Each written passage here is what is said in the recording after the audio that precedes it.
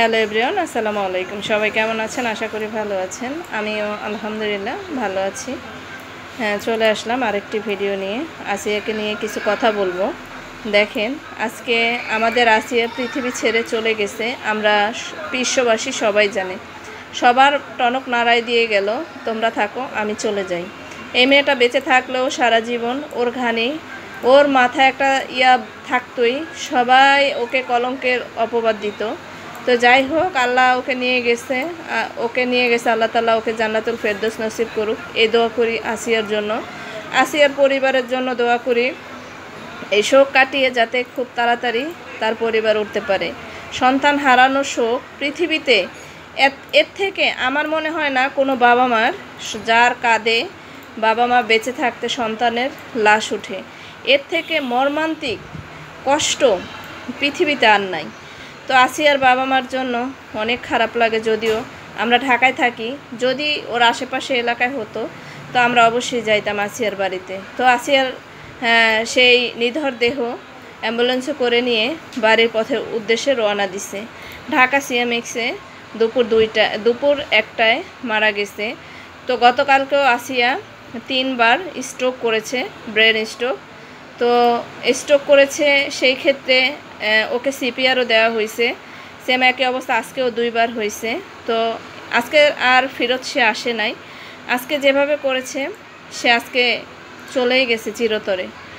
সবাইকে কাঁদিয়ে আসিয়া চোখে আঙ্গুল দিয়ে সবাইকে বুঝিয়ে গেল যে এই নিষ্ঠুর পৃথিবীতে আমার স্থান হলো না, আমার জায়গা হলো না।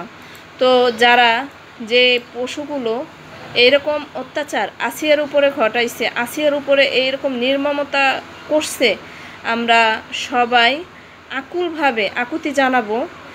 এই হায়নাদের এমনভাবে বিচার হোক, সারা বিশ্ববাসী দেখে, যাতে আর কোনো আসিয়ার জীবন এভাবে নষ্ট না হইতে পারে, আর কোনো আসিয়া এভাবে পৃথিবী থেকে যাতে অকালে চলে যেতে না হয়।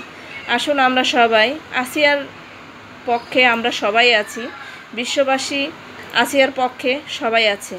আমাদের বাংলাদেশ থেকেই দেখবেন, ঢাকা থেকেই দেখবেন, আসিয়ার জন্য অনেক সংবাদ সম্মেলন হয়েছে।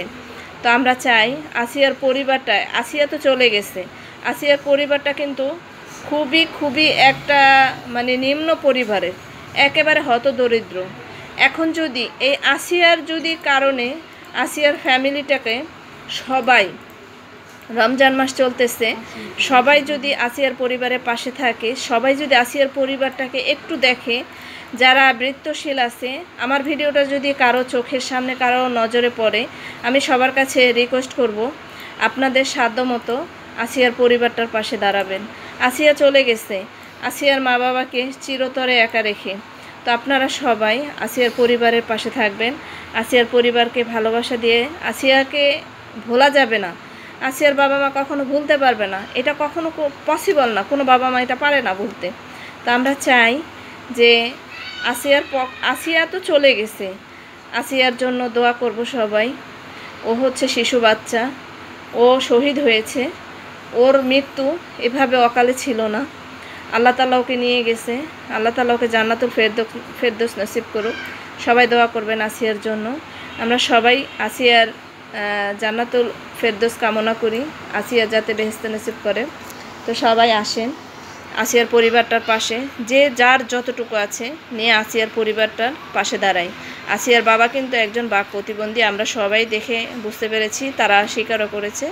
এবং আসিয়ার মারও অবস্থা তেমন একটা ভালো না।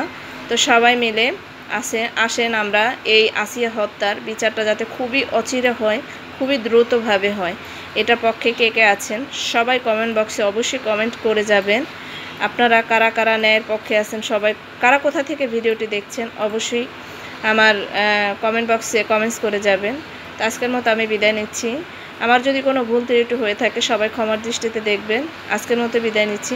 আসসালামু আলাইকুম, আল্লাহ হাফিজ।